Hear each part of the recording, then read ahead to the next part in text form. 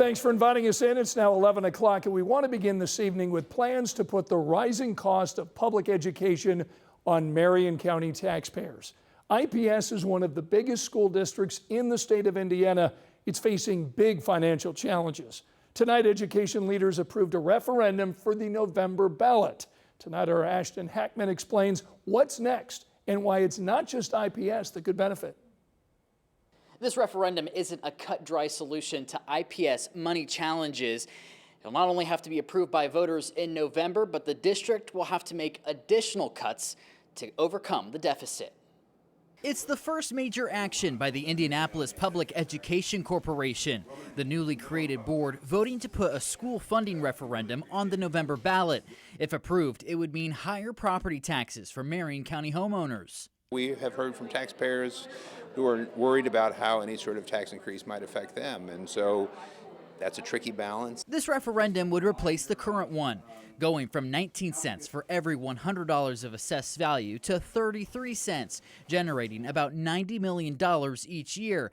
But IPS won't receive all of it. Nearly half would be shared with charter schools operating within district boundaries. IPS is always kind of left on the cutting end of they're going to have to make cuts unless they're made whole. IPS has already announced $24 million in reductions.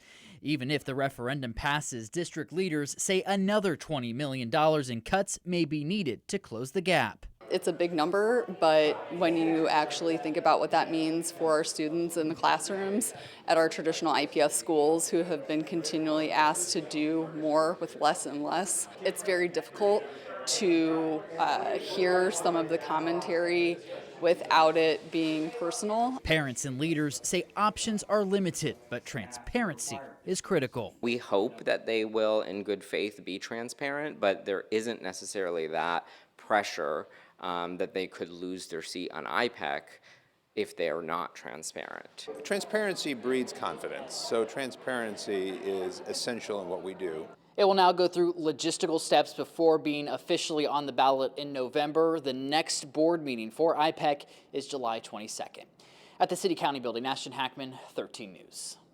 IPS is just one of several districts that will have a referendum on the November ballot. Here in central Indiana, Zionsville, Westfield, HSC, Noblesville, and Anderson are among the districts. On Wednesday, the Carmel Clay School Board will consider an operating referendum that would repeal and replace the district's two existing referendums, and we will keep you posted.